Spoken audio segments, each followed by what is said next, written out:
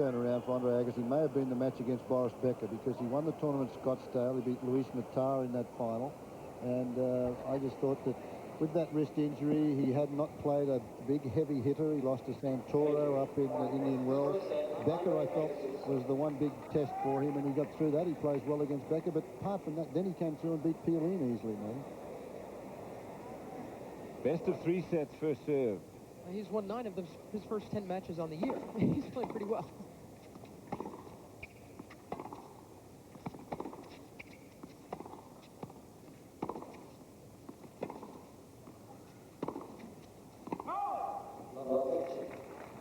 We've played against each other a few times. Interesting that the last 2 times Agassi has won.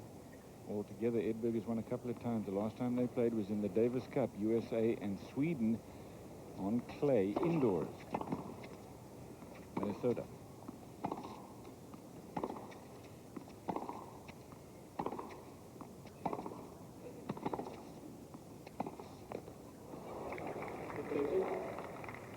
Asked him yesterday as well about Stefan Edberg and playing against him. He doesn't fear Edberg in this game.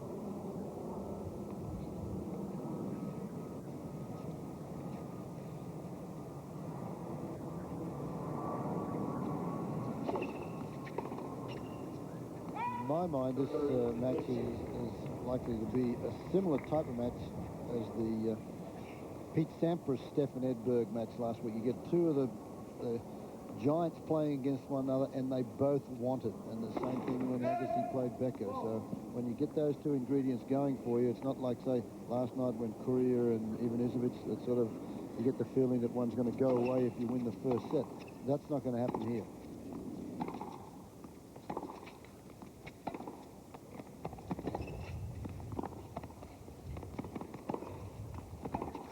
He missed it. 40-15. You set up the ingredients exactly right, Fred. Both of these players know that in order to win, they're going to have to play well, because neither one of them is going away, and that is fun to look forward to. Game point, Agassi.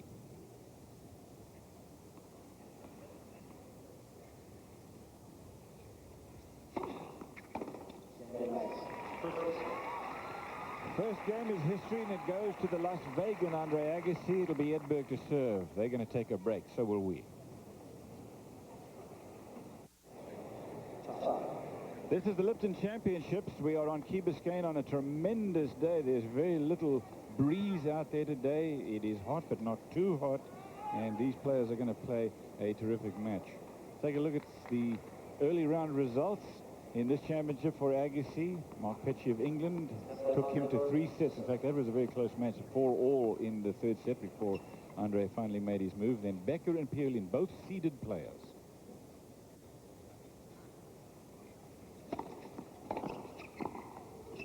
You guys got to watch Stefan Edberg play that terrific semi against Pete Sampras. On the strength of his form there, he took a wild card into Lipton, and though he hasn't been playing his best tennis so far here, he's only lost serve twice in 3 matches, and that's pretty good.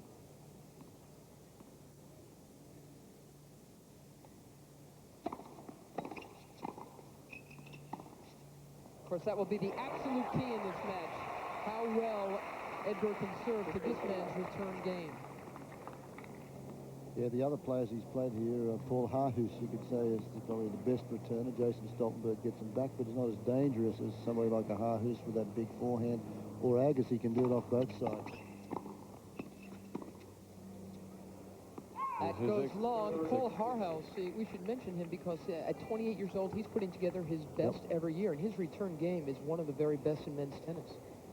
And it's a good play from Agassi to try those lobs, because Edberg gets very close to the net for his volleys, as close as he can.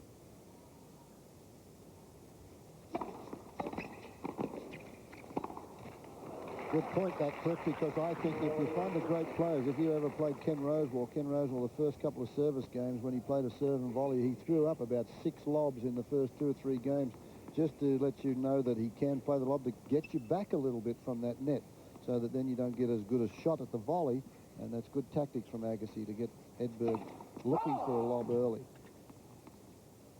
Zap, he'd hit that backhand passing shot by you.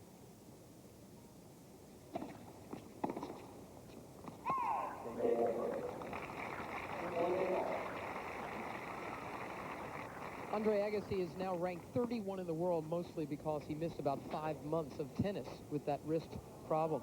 The other night, he was asked if he felt like 31 player in the world, and he said, well, let's put it this way. Right now, I'd play the number 30 guy in the world for a lot of money. Well, there he is. There's our number 30 guy, a good friend of ours, Brad Gilbert. Matter of fact, he's been helping Andre this week.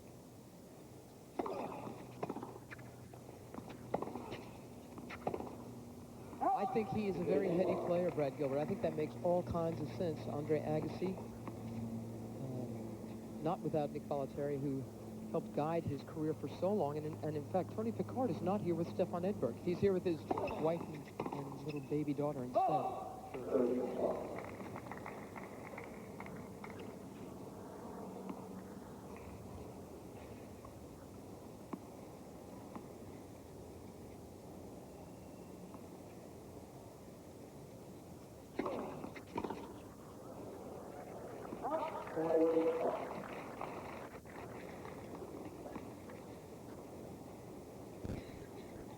See, what in that women's singles, I enjoyed that women's singles match. I thought we might see history there. At one stage, Lindsay Davenport had a shot at winning that second set. Steffi Graf coming through in the tiebreaker. But this place is packed now for this men's match. They haven't come back from their drinks yet, but it was relatively full for the women's semi-final. And that's a big crowd for a Thursday here at the Lipton.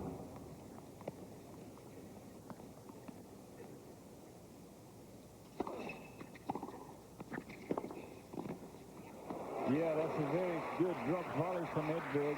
No better volleyer in the business than Edberg, make no mistake. The thing about him is that you know exactly what he's going to do every time. And you know he's going to do this a lot more if Agassi misses first serves, the chip and charge. He's not going to hurry it. He's going to regulate it so that he gets there. Look at the footwork and the eye on right on that ball. He cups the little drop shot. You have to soften your wrist to play that one, and he played it to perfection. Game point Agassi.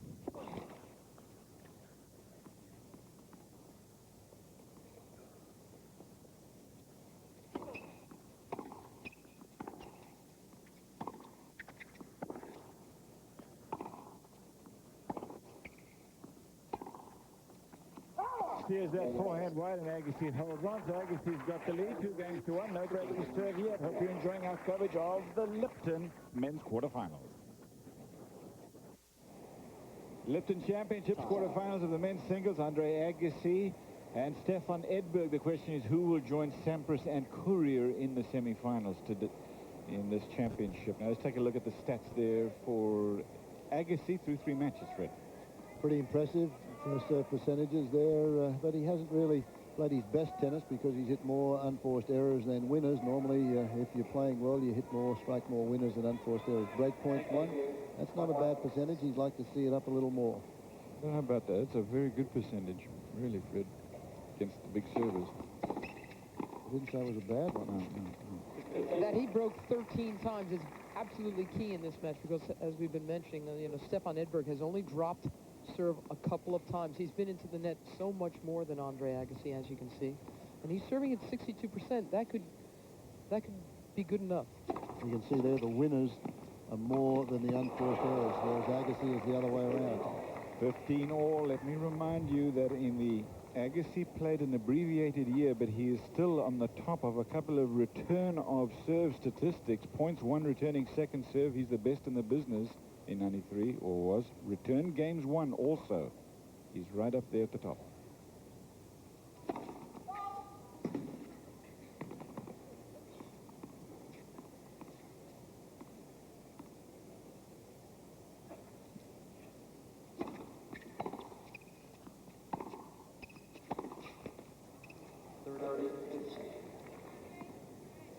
I just like watching Stefan Edberg's production on that backhand. I think it's one of the prettiest shots in tennis. It's just textbook stuff. Good shoulder turn, gets the arm all the way back. Nice smooth follow through. There's nothing jerky about it. Actually, there's nothing jerky about any part of Stefan Edberg, game or otherwise. Just about his serve. I think his serve is a bit jerky. His serve is serve and forehand a bit jerky. Everything about him is very clean, very pure. You're talking from a women's point of view. I just don't think he, to use the word jerk, describing this guy is, just have a little problem with that word, I guess. I think he's as good as it gets in men's tennis. A very decent man, just very kind, very thoughtful, modest,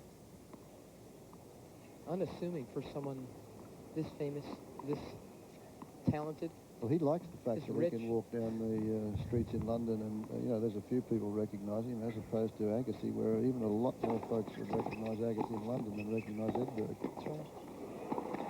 Agassi out of reach, trying to get to that one, and we are even at 2 games all. This is the way Stefan Edberg will play this match. There it is, and he gets up, kicks that serve, gets in, makes that first volley, goes back to the backhand, then anticipates that one, gets enough pace on that forehand volley, keeps the head of the racket up, gets enough speed on it that Agassi cannot control it when he gets over there.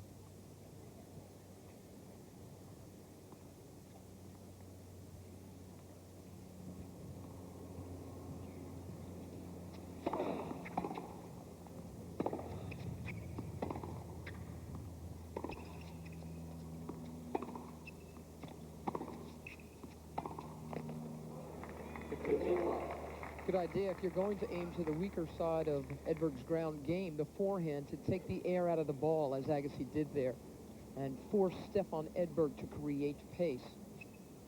With that hanging elbow of his, he makes errors.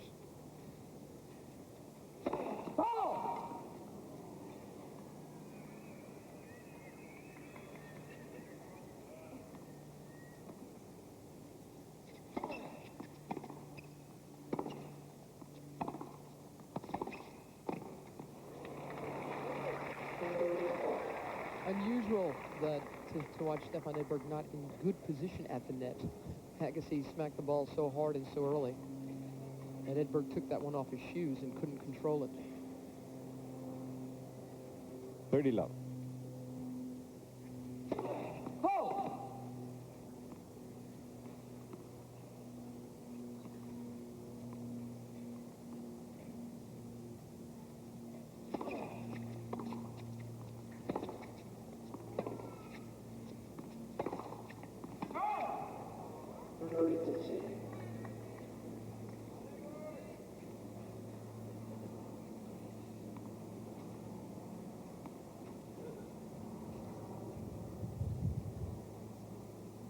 Agassi just checking the position of the sun there for the ball toss.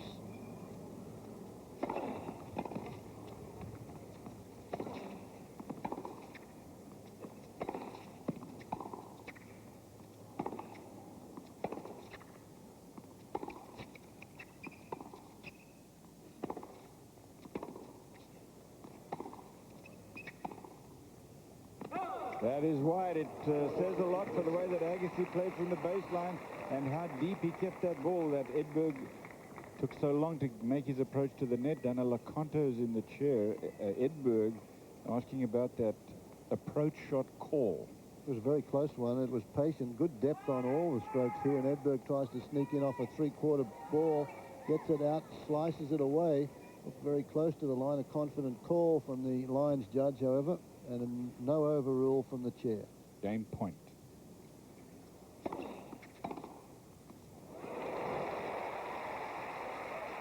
Now, Mary alluded to a very important fact on the forehand. Edberg hits that forehand a lot better than the one where he has to create pace. That was a 94-mile-an-hour serve that he anticipated well and hit it for an outright winner.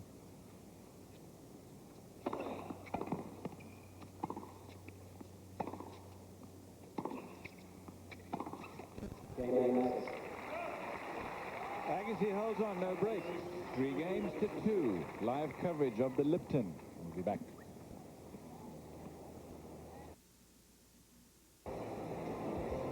It's Agassi 3 and Edberg 2. Edberg to serve. He's the number 2 seed in this championship. Never won this tournament, Stefan Edberg. He has been enormously successful, as you know, in Grand Slam tournaments, but as you can see, he's won a lot of Lipton matches, but never the title. He has been in the quarters or better in 7 of 8 appearances. He hasn't bagged the Lipton yet. Is that what you're trying to say, Cliff? Stefan's cup of tea. Whose idea was that? Maybe it's not his cup of tea. Lives in England. Talk about cups of tea a lot there. London is his home. Well, the crowd are getting going. Not a great deal happened in this match so far. No break points, no aces, no double faults.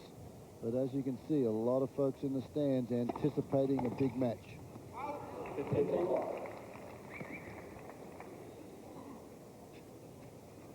This is an important match, surely, for Andre Agassi. Agassi, who wants to continue after the good win over Boris Becker a few days ago, but a very big match for Edberg as well. If he wins this match, he'll become the #2 player in the world again. He hasn't been there a while. Think about Edberg. He was in the final here in 1990. The man that beat him is playing against him today, Andre Agassi.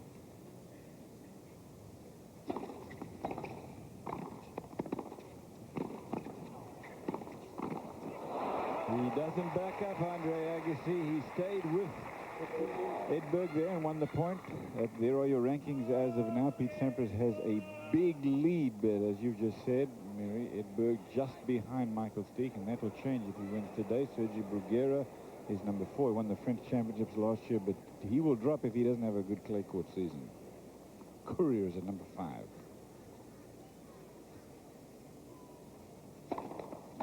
Edberg won plenty of Grand Slam tournaments, but he didn't win anything other than on grass until 1991. He won a couple of Australians, both on grass. Then he won 2 Wimbledons, and the question was he ever going to win anything other than on grass? Then he had back-to-back U.S. Opens on hard.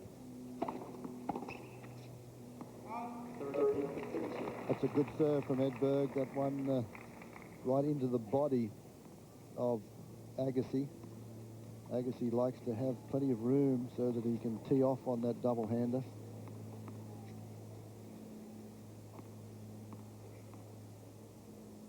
(30-15).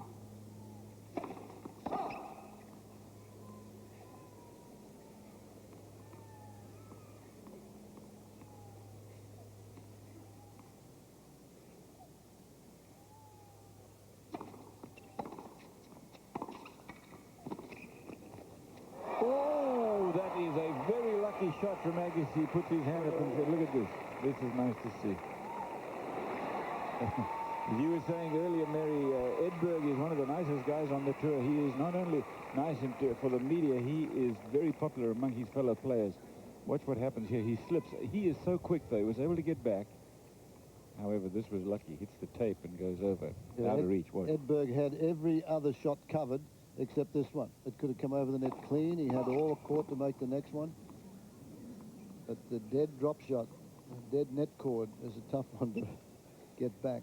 And we've talked about the last couple of days. This net is very, very tight. Normally when the ball's been hitting the net, it's been bouncing well up in the air. Remember that shot because it was a lucky shot. Make no mistake about it. Now he's got a break point.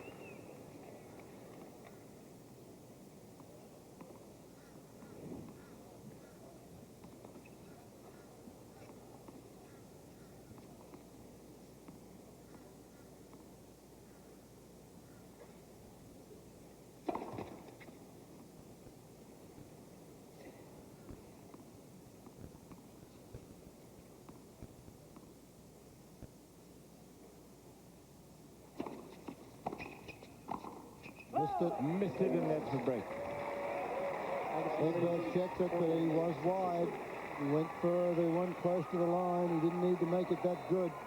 So a lucky let cord, and then a missed volley.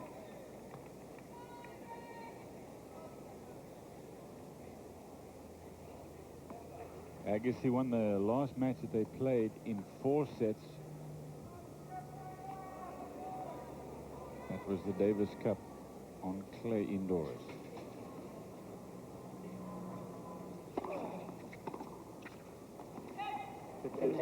Again, for my money, the most important part of our statistics is break points converted. And if you can jump all over that first one, it gives you a lot of confidence. Agassi has done that in his first break point chance.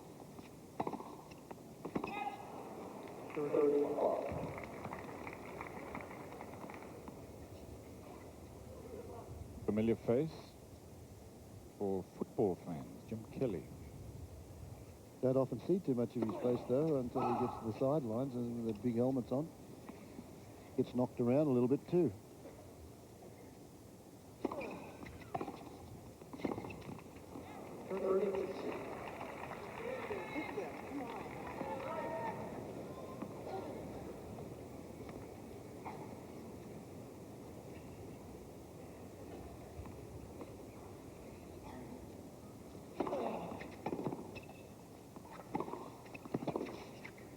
Oh, boy. He was climbing all over that, wasn't he? Kind of ran through it, overplayed that shot. Now he's unhappy with himself on 2 points in a row. One he underhit, one he overhit.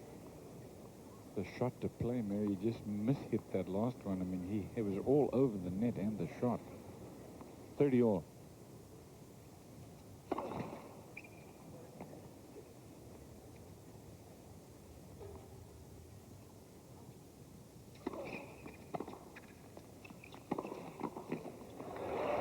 Paid the price because Edberg is relentless.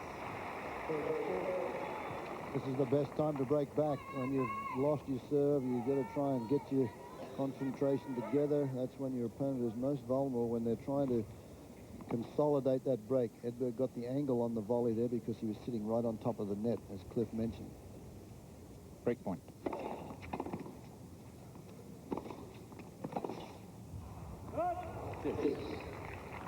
Edberg has not been playing with great form, as we've already said this week, but he has been battling so well against Paul Harhaus. He was down 1-4 and was able to come through in straights. And, you know, so he's looking to do it right here too. That was very badly hit. Talk about his 2 U.S. Opens. Remember the second one when he came back 3 times before the final. Came back 3 times down a break in the 5th set in that championship to win it. That's when things really turned around for him, in my opinion, mentally. It was the most unbelievable effort. I wonder if it's ever been done before. I remember calling it at the time, and I think we were saying that it hadn't been done. His 91 form at the U.S. Open, Edberg's, was his most incandescent form ever. He was much worse in 92, defended anyway. He's not playing well right now. Holds on in his 5 games to 2 in the first set. Edberg to serve. I think the most intense part of performing is the long walk out to the court. It's almost like you're going into the lion's den and only one person is coming out alive. People ask me all the time, how do you play in front of so many thousands of people and not get nervous? And it's like, no, it's not. Those people aren't making me nervous. The guy on the other side of the net's making me nervous. Time. Skyline of Miami in the distance. Agassi leading 5 games to 2 against the number 2 seed, Stefan Edberg. Next weekend here on ESPN, Davis Cup first round, USA versus India. Todd Martin, Jim Courier. Some question about Todd Martin because he injured himself playing basketball a couple of days ago. Rittenberg, McEnroe will be there. Friday, Saturday, Sunday, 25, 6, and 7 of March. Please join us for our coverage of the first round of the Davis Cup. 5-2, Agassi leads. Edberg has already been broken. He's had 5 unforced forehand, 6 unforced backhand errors. He's missed twice at the net. I mean, there's no part of his game that is really cooking for him right now. Double fault. That's the only double fault for the day. I'm sorry, first serve. Excuse me, a little ahead of myself. There it is. I knew it was coming. There you go. You're just so precious. I love that about you. We mentioned Stefan Edberg had those 2 U.S. Open wins in a row. Then last year, he lost real early to Karl Novacek, and he was spent. Seemed as though he was still recovering from the year before when he when he had to defend his U.S. Open title. Just missed it. Agassi looking around to say, are you sure? Daniel Aconto has no interest in changing this call, and nor should he, because it was long. Watch this. Edberg had to crowd the net because it was such a great return from Agassi, the first one.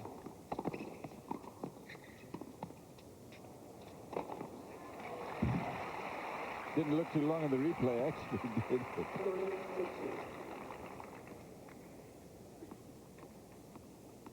Philip Agassi in the Nike cap. A little sunscreen. Very warm down here. In the best weather they've had for this Lipton Championship for many years. And they've broken records because of it, as far as the spectators are concerned.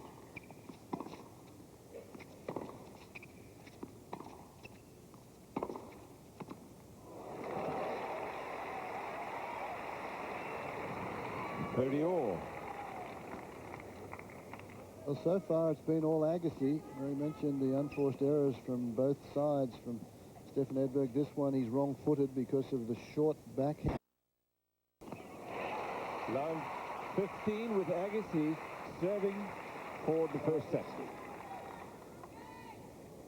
Sampras and Courier are in the semi-finals. They will play against each other. Rafter and Grab. Rafter from Australia, Jim Grab, USA. He's from Tucson. They'll play tonight. Winner of this match will take on the Rafter Grab winner in the semi. Sampras Courier was the Wimbledon final last year. You might remember that. But now Jim's ranking has slipped to 5, so they have to meet in the quarters. I must say, I like the way Courier's played his last couple of rounds. In the semi. In the semi, sorry. Missed Goes it. wide. He just looks a little bit, he's going for it a little bit more. He was looking, he's playing sort of protectionist tennis there, I think, the last couple of months. And now he was swinging away. He played pretty well to beat Ivan Isavic last night. Yeah, that's the best match he's put together for a while. He went for it, yeah, right? a little more confidence. You know, it's tough when you're playing like Sampras. You don't think about anything. Courier's starting to think about a few things now when you miss a few. It's nice to see.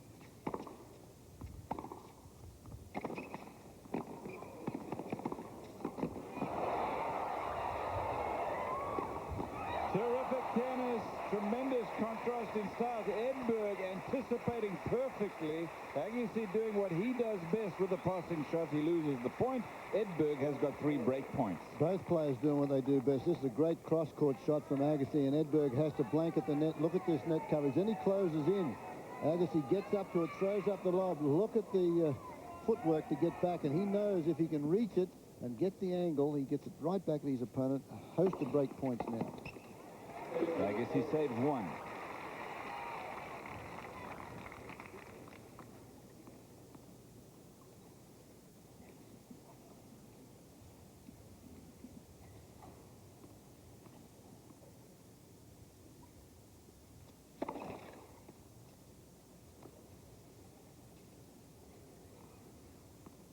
Agassi's the only man to have broken.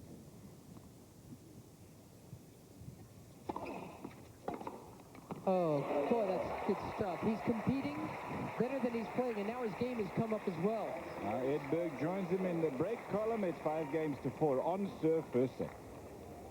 This round he slaps a forehand. Now this one goes for a brilliant winner. Agassi didn't move at all, couldn't get out to that, but Edberg has tried that shot on 3 occasions prior to that. That's part of his strategy. If he gets a big point, gets a short serve, to go for the forehand. He makes some errors on it. He did so, if you remember, a couple of games back, and he framed 2 of them, but he still sticks to the game plan. 8 of the last 10 points for Edberg. If you tuned in to watch Black College Sports today, you'll see it. But immediately after the tennis, this is live coverage of the Lipton, a men's singles quarterfinal match. Edberg and Agassi. Edberg serving, trailing 4-5.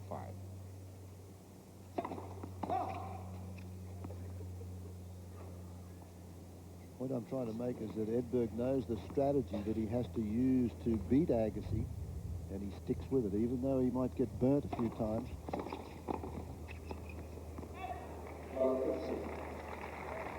It's Brad Gilbert who's been helping Andre Agassi this week. in his book, Winning Ugly, he writes about Stefan Edberg. You can burn him at net, 30 times in a row, but the next point, he's going to come right in again.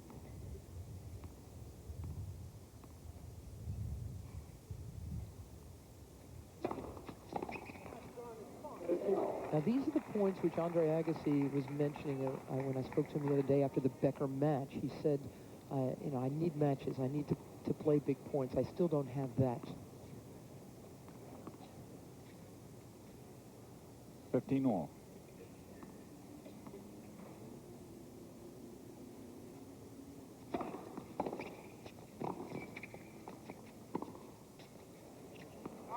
Missed it. Goes to show Edberg, I believe, with a little bit of work, could have got to that, and it went along. He is a very, very athletic man. And he's a very hard man to dissuade, but coming into the net closely. I mean, he's going to keep doing that, too. He's going to dare you to hit great lobs. Something Brad Gilbert, in fact, does not have. Gilbert knows that Agassi has one, though. Brad didn't have the top spin that brought that one down. Agassi can do that off both sides.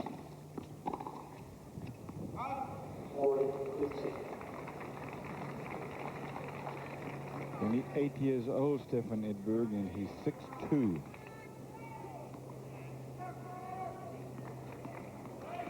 That's some solid reach and a game point.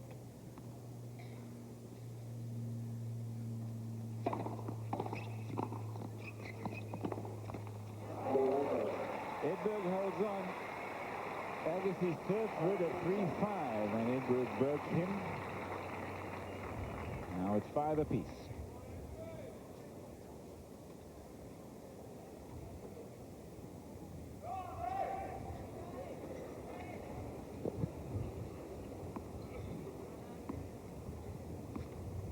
Tennis Center at Crandon Park, what it's called officially. This houses the USTA National Training Center, and I was speaking with Ron Woods of the Junior Development Program the other day. I was saying to him what a great place this would be to host a Davis Cup tie. And it can't happen this year, the Davis Cup final, because this tournament is being used for something else, a seniors event. But it's just a great size for Davis Cup.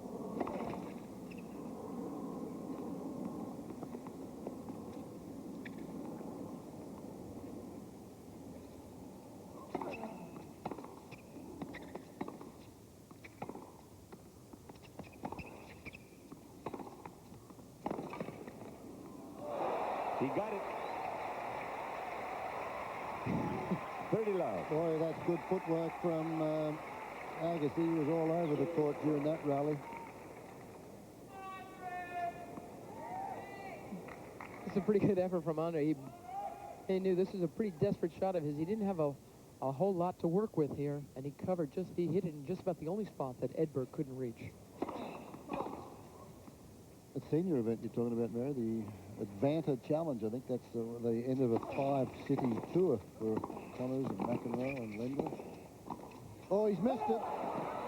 Gone for that angle again. He's done that on a couple of occasions.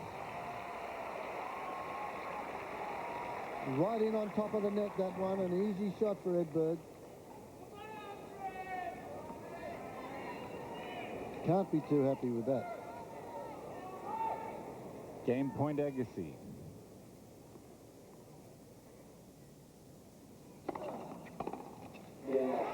Players are going to change in. 6-5 Agassi leads. Edberg to serve after this.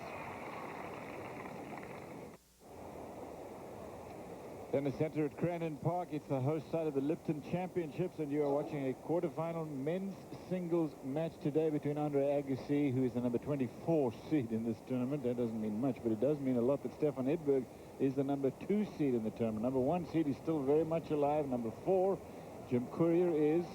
They will play against each other. That's Sampras and Courier in the semifinals. These guys are playing for the right to play against either Pat Rafter or Jim Grab, two surprise quarterfinalists at the Lipton this year. We're in the first set, 6-5. Agassi leads. This is Edberg serving. So we're on serve. They have traded breaks of serve. I'm Cliff Fryer alongside Fred Stolley and Mary Carrillo. A beautiful day on Key Biscayne.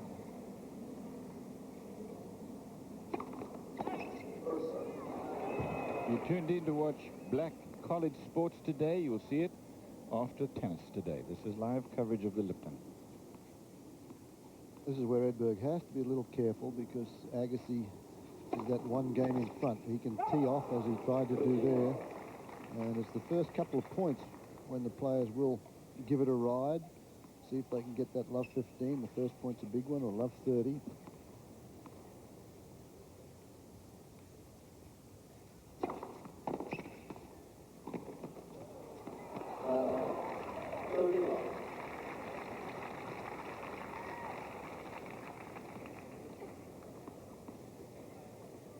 One looks as though it may be decided with a tiebreaker.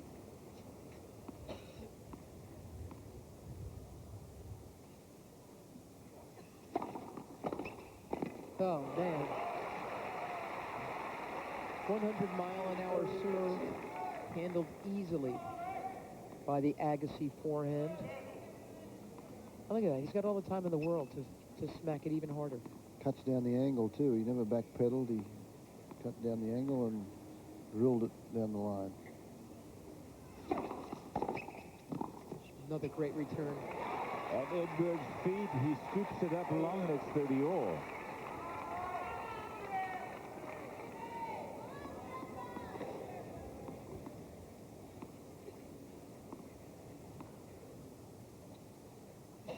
Look out. Ooh, clipped the tape, and Edberg has got a game point. Ooh, I like that. You get into that, boy. Agassi's had a crack at 3 here from 30 love down, and the percentages tell you that. If you're down 30 love and you're playing someone like that, the only way you get back into the game is having a good whack at a return and making a couple, and Agassi did that to get to 30 all. Another taper on the return, and Edberg has held on. It's tiebreak time. First to 7, 2-point lead, wins the first set.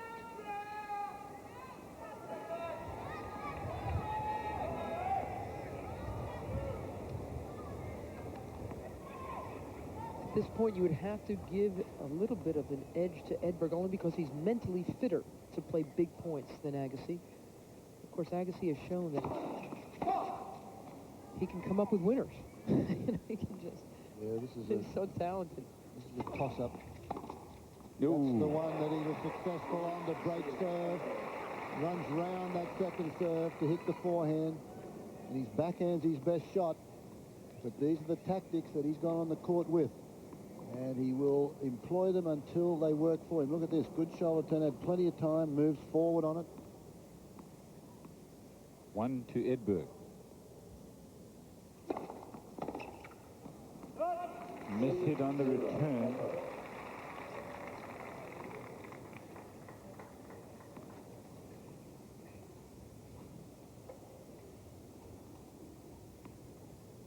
Two zero.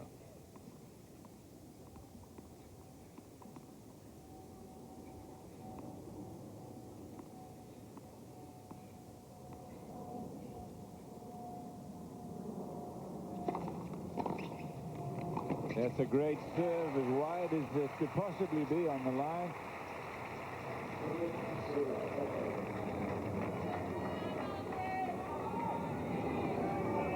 Well, if this is an indication of what's going to happen, then it's not good. It's not good for Agassi. Edberg has really struggled. He was down in that one of Stoltenberg, but I watched that one, and also Mary said he was down 4-1 in the first set to Harhus. Agassi's on the board in the tiebreak, 1-3.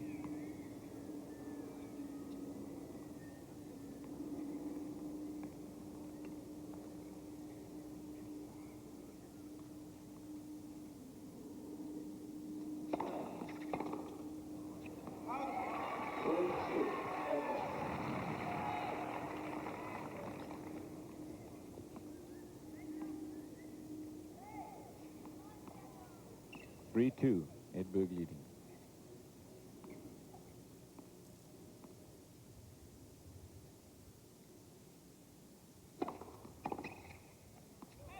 Players will change ends with Edberg ahead with the mini break, 4-2.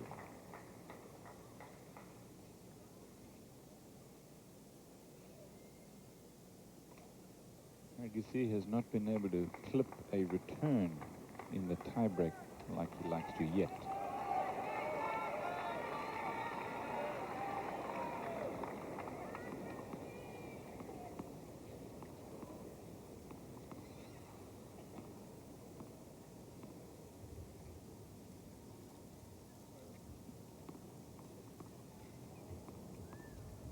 Smart play, didn't like the ball toss, so we'll do it again.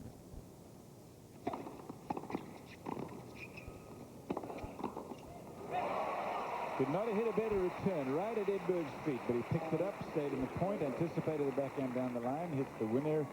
Big point for him, 5-2, Edberg. Again, after a great return like this, you must close into the net. So Edberg does that, and he looks for the cross-court, took one step over there, but then that reply, that hit from Agassi was just a little high. If it had been a lot lower, he would have had to stretch out for it. That was a pretty simple one for him. Double fault, set points for Agassi. For Edberg, excuse me. Agassi's only double fault in the match so far, and not at a very good time.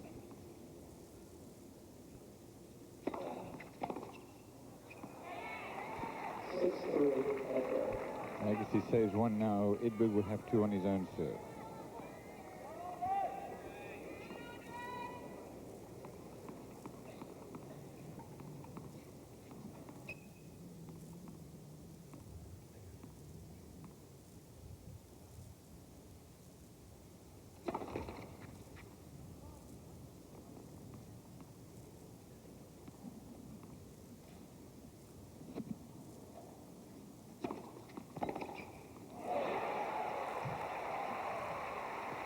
Well, Agassi's now showing Edberg, hey, if you're going to run around your backhand and clock a forehand, I guess I can try that too.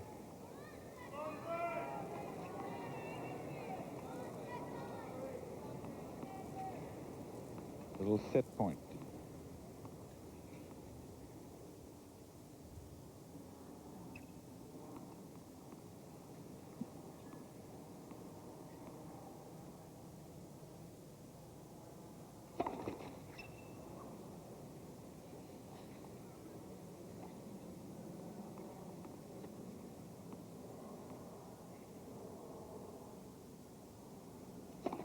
Ooh, double fault from Edberg. That's his second, and now Agassi will serve at 5-6, and he went up to Dana Leconto and said, you know, can I have just some quiet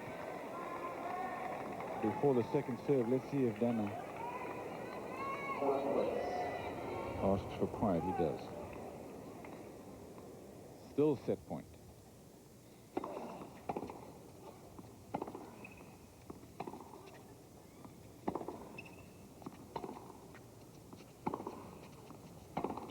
Missed it. Wow.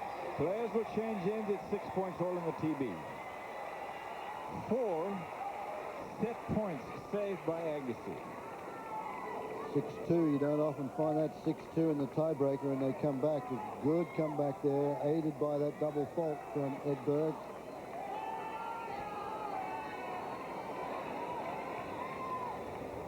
Twice in the last 2 rounds, Edberg has come back from a breakdown to secure the tiebreak, and then he's run away with the last 2 matches in the second set.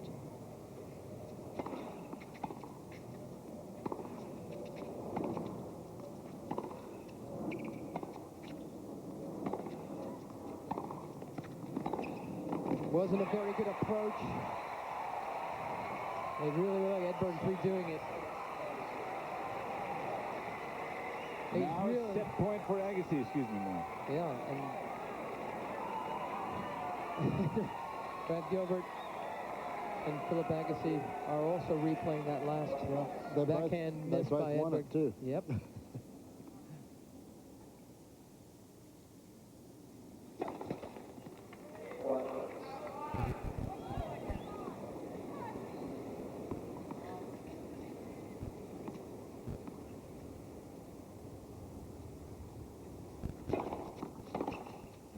Missed it.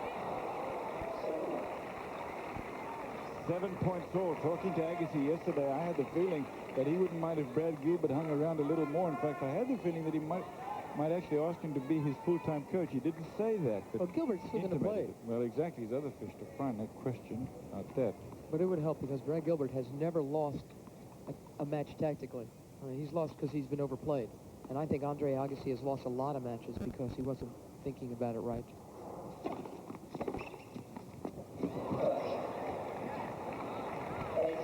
Well, that was not up. Whatever happened to it, we couldn't see from our angle because we're right behind Edberg. It maybe clipped his toe, or take a look and see if we can find out here. Point Agassi anyway. Now come up and hit him on the chin and went over. There he plays the half volley and then heads it over. There it is, and heads it over the net. Yep. Exactly what happened. Off his face somewhere. Set point.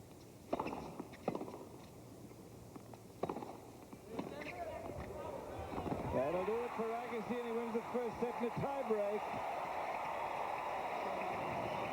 9 points to 7 after he was down 6 points to 2. Players are going to sit down and take a break. We're going to take a breath as well. We'll be back.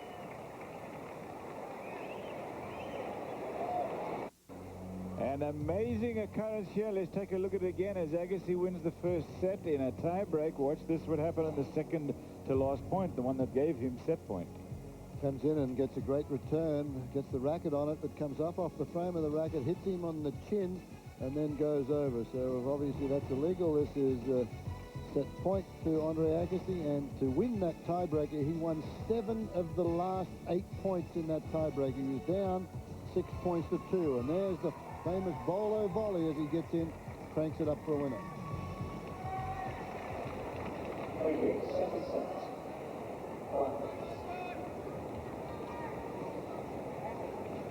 First point of the second set, Edberg to serve.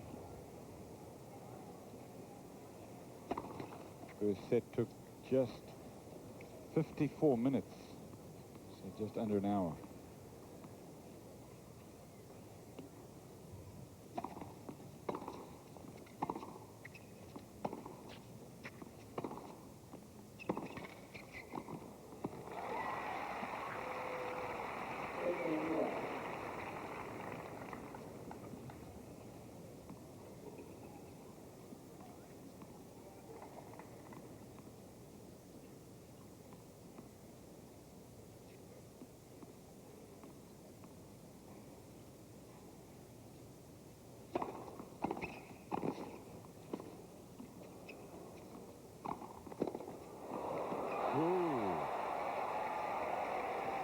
It shows you if you go the right way and you have a swing at it, good things can happen. Now this is a sitter for Agassi, for Edberg. This is just lapse in concentration. I'll get it in a minute. Goes back here. Agassi makes the stroke. Look at that, an easy put away, and he dumps it into the net. 15 all.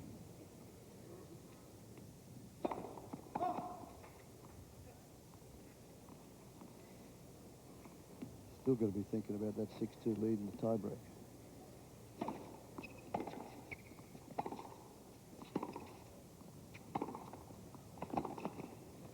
He got that one too, so it's 15-30 now. Mind you, Fred, that when he broke serve in the first set, Agassi, that he had a very fortunate call that let him get back into Edberg's serve, and there was only one breaker serve apiece. Well, there was a, wasn't a call, it was a let cord that went over and hit the top of the tape at 30 love. And right. He had luck in the tiebreak, too. Yep. Edberg double faulted and lost himself a couple of big points. Create your own luck, though, in a match like this, and that's what happens in tournaments. You go with two fellows that are playing as well as these guys have been, and Agassi wants it. Edberg's been playing well, and now he's lost concentration for a bit because of the loss of 4 set points in the tiebreak, and now he's in trouble.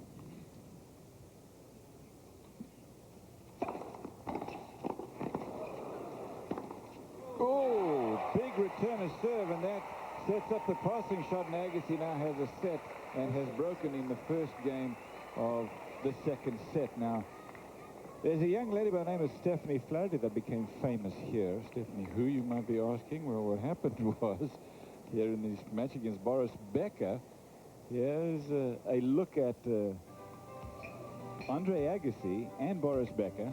Becker feeling very poor about his game at this point. Agassi very much in control of the match. He had won the first set and was in control of the second. Becker having a frustrating day of it. Watch what happened.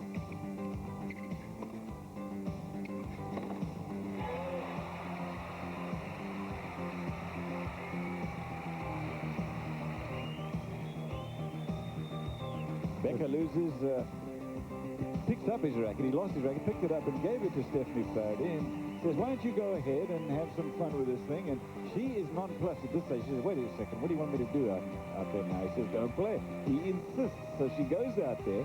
Andre Agassi, meanwhile, he is going along with this whole thing, and he serves to her.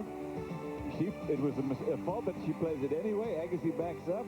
She makes a great forehand topspin. That's out of reach of Andre Agassi, and she wins the point against Agassi. So Mary Carrillo tracks Stephanie Flaherty down, and here's what she They are has the to say. unsung heroes at tennis tournaments, but fate took a mighty hand today and changed the life of this young woman here. 17-year-old, a senior, stop giggling, at Hialeah, Miami Lakes High School, Stephanie Flaherty. Your life has changed when Boris Becker handed you his racket. What was that like? I was really nervous, and I didn't know what to do or what he wanted me to do. And everyone was like, the whole stadium was looking at me, and I was pretty nervous, but I got over it. You won the point. Yeah, I won a point against Agassi. What was the bigger thrill, Becker handing you the racket or you winning the point against Andre? I think everything, because the point is like a big blur. I mean, I didn't even remember if I hit a backhand or a forehand. People told me afterwards I hit a backhand, and it was pretty nerve-wracking. Now, you play for your high school team. Yeah, I play number 1 on the team. You do. And you're playing hooky this week. Yeah. You told your school you were sick. I'm sick. And now in the biggest, the most high-profile match of the entire tennis season, you show up on national television? Yeah. How do you think that's going to go over at school? Oh, well, my teachers will get over it. That's what she said that in the newspapers. Well, they'll get over it. What an attitude. Agassi, 15 love, 1 game to love, 1 set to love. Well, apparently the ball kids are instructed when they try out for the Lipton to get a job here at the Lipton. They're not allowed to talk to the players. They're not to converse with them. And she didn't know what to do. Boris said play. Agassi said play. So what's a kid going to do? Play. 30 love.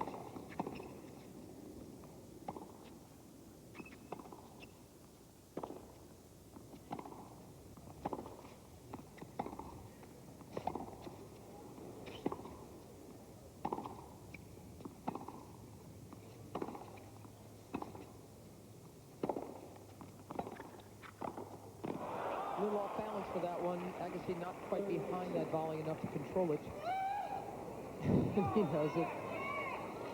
Did a good job to work his way in. I'm happy to see that coming from Agassi, because right throughout that point he changed the strategies a couple of times, hitting out and then a couple of times rolling them back deep and deciding to come in. As Mary said, he didn't quite get to the volley, but they're good signs.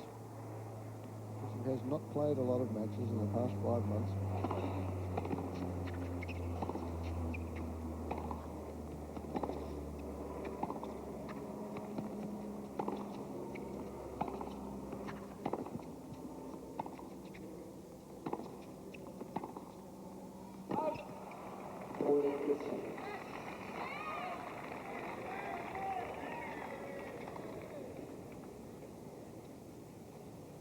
About 3:30 in the afternoon, those lights you can see are casting some shadows on this court. And it is distracting. It really is. But as Stephanie Flaherty would say, they'll get over it. They'll get over it. Yeah, I don't think they even see those too often.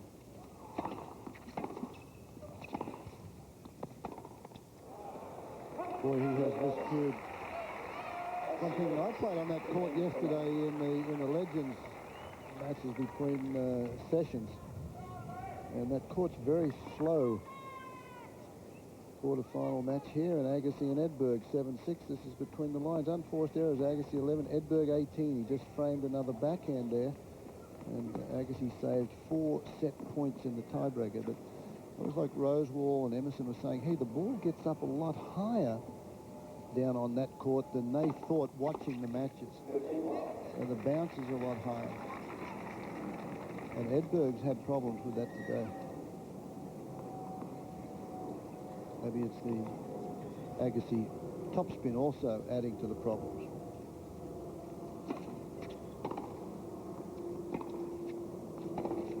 Another frame from Agassi that time. Should help his serve, shouldn't it? Because that really gets up.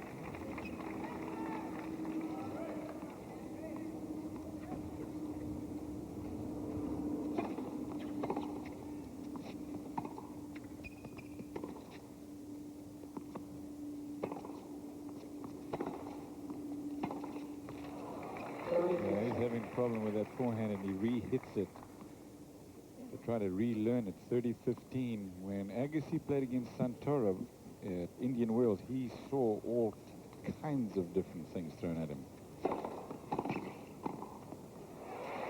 Edberg is a much more predictable player, and he doesn't have a serve in the same vein as a Steek or a Sampras. Watch this again. No, he's got a serve and volley, and that's what he is trying to do, but the Agassi return has really been up to the task, and Edberg, in something that's a bit unusual for him, is even missing volleys today.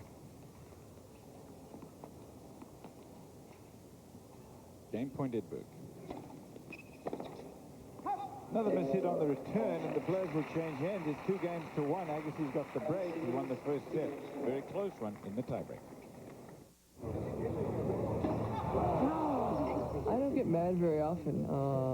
For some reason, I don't really have that inside of me. I try to win. I'm not trying to be mean. I'm not trying to hurt anyone. I don't need to use any methods of intimidation or anything like that to do it. I just try to play my game. It's funny when people say that I'm smiley and nice, and then I go out and I play against them and I smear them. I like that. Had folks come up to me and say that our pictures of this beautiful tennis center at Crandon Park really do justice to the place, and I'm glad if you feel that way, because certainly we want to do justice to it. It is a tremendous tennis stadium.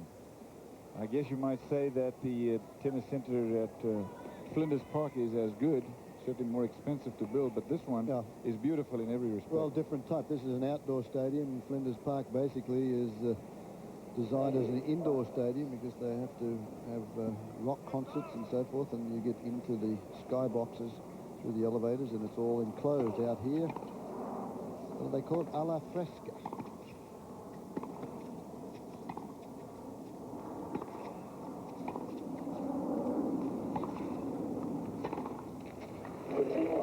Low. A lot of the skyboxes here, first time, all the sponsors involved are very pleased with what they've done here, the way they've been designed. Folks can be entertained from the various sponsors that are here at the Lipton.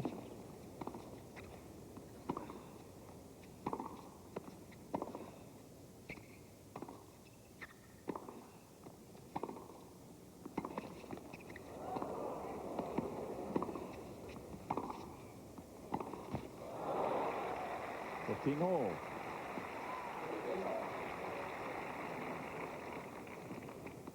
The same people who designed this fabulous place are also designing the U.S. Open, the new U.S. Open tennis facility, and I just hope that the USTA does justice to them, and that they don't try to cut too many corners, because every tennis stadium that will be built from now on will be measured against this one.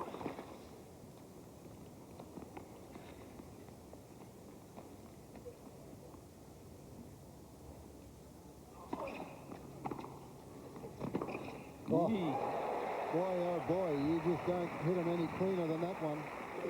Edberg's approach was not quite deep enough, and it just allows Agassi the extra time to set up, and he plants that right foot and lets it go.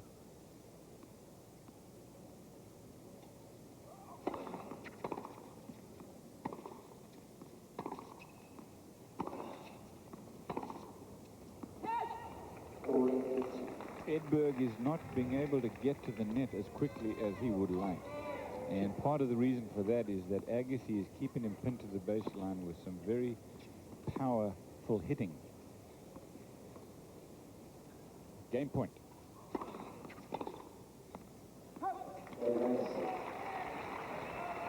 So Agassi holds on, and it's 3-1. Agassi. For those of you that have tuned in to watch LPGA Magazine, you will see that show today here on ESPN, but a little later than you expected. Come back at 4:30 p.m. This is live coverage of the Lipton, Agassi, and Edberg. 3-1. Agassi leads on 1 set to love.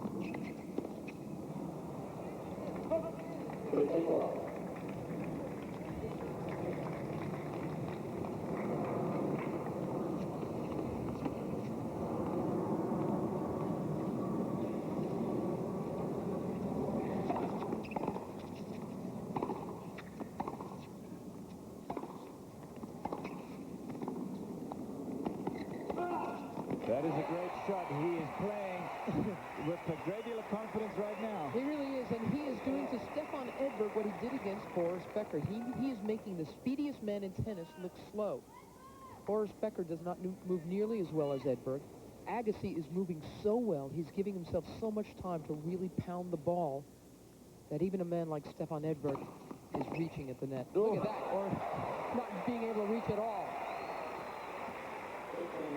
Talking about players who hit the ball early, Agassi is about as good as there is in that department. When we were talking about early hitters, we were talking about Michael Chang, and Jim Courier hits the ball very early as well. Confidence is a marvelous thing, and this could have been a totally different stage of the match had Edberg been able to win one of those 4 points and win the first set tiebreaker. But once Agassi won that first set tiebreaker, he has that set in his pocket, and then he can hit out. He can afford to go for that extra stuff, and he's confident, and he's starting to make them. 15-30.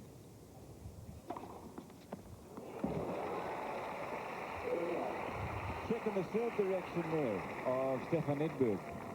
That's his first ace to the ad court, and he went down the line. He's been going there 36% of the time. Most of them, though, have been kickers out to Agassi's backhand to try and open the court up. He's tried to jam him on 16% of the times that he served, but most of them kickers out to the backhand to try and set up the volley. Look at that. He's just so confident at the moment, Agassi. This is the Agassi of old. Likes a target.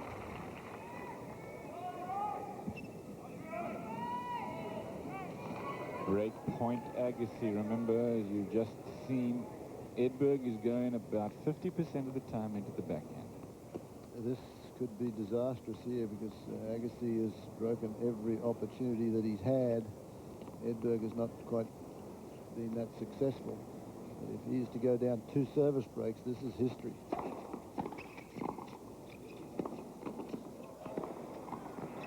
He got it.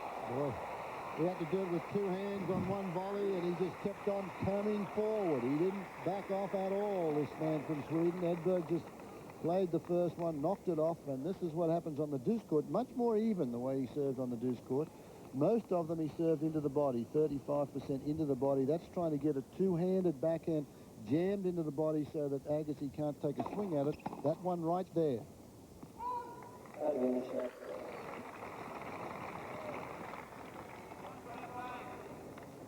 Agassi on this occasion didn't even try to hit the backhand. He was caught jamming him right in there. Look at that. He looked for the backhand, and you just cannot make a shot when that one comes at you at 100 miles an hour straight at the body. Back to deuce.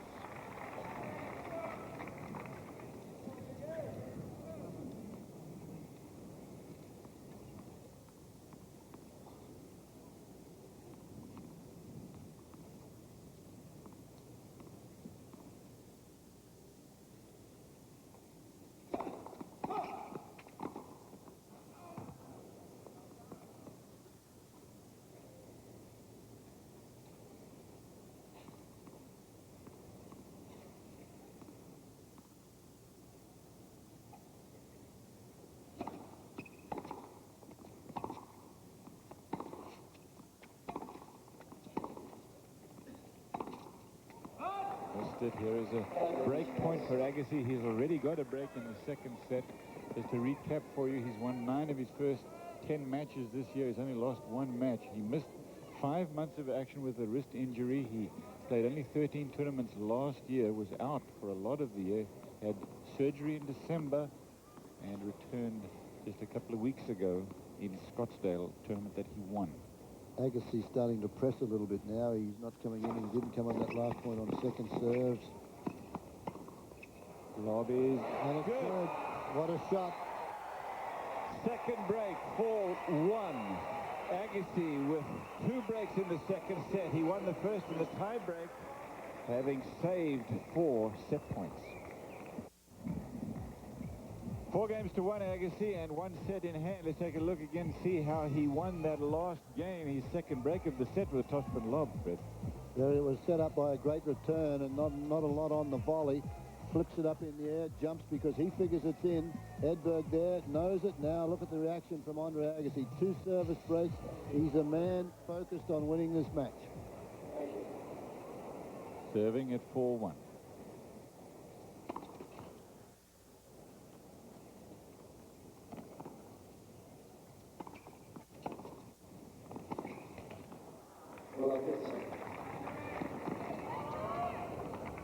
change anything for Edberg. He's still coming in. There's the rise, and fall of Agassi. It's been a up and down thing for him, Fred. Certainly have since 1991. Look at that last year end at 24. But you know he's going to be back.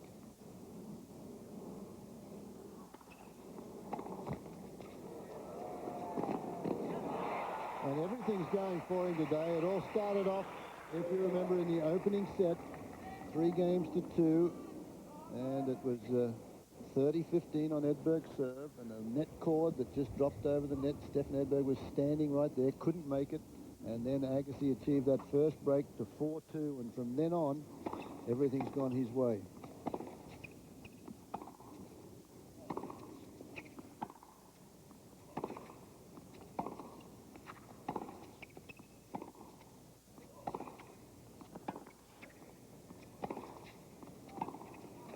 He just has Edberg on his heels right now, Agassi. Edberg's last service game, he started to press a little bit in my mind. He didn't go in behind second serve because he's been burnt with the return. Just the pace of the return, he hasn't been able to manufacture much off the volley. And Agassi has just gone from strength to strength right now. I have the feeling that Edberg is not actually, at this point, even looking to get into the net as often. There he comes. He's hurrying now, he's pressing, he's trying, he knows what he wants to do.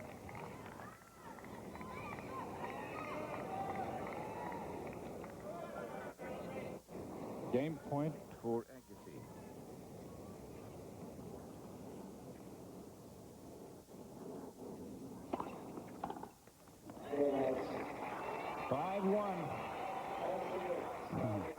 On so little does a match like this turn.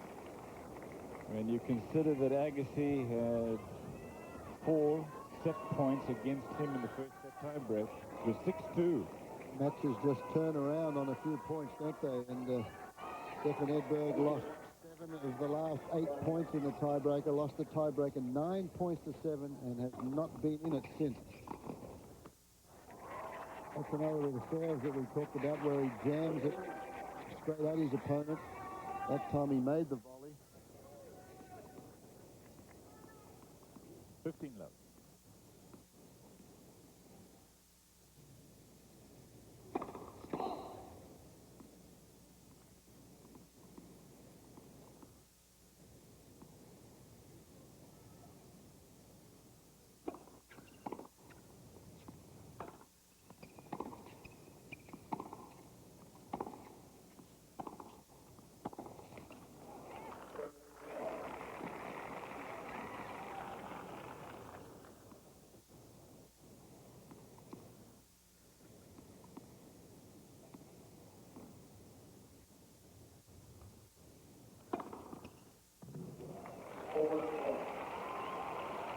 Edberg will take it. I think he felt it was out. Yeah, I think he was hesitating too. 113 mile an hour. Ace. It's only his second ace today.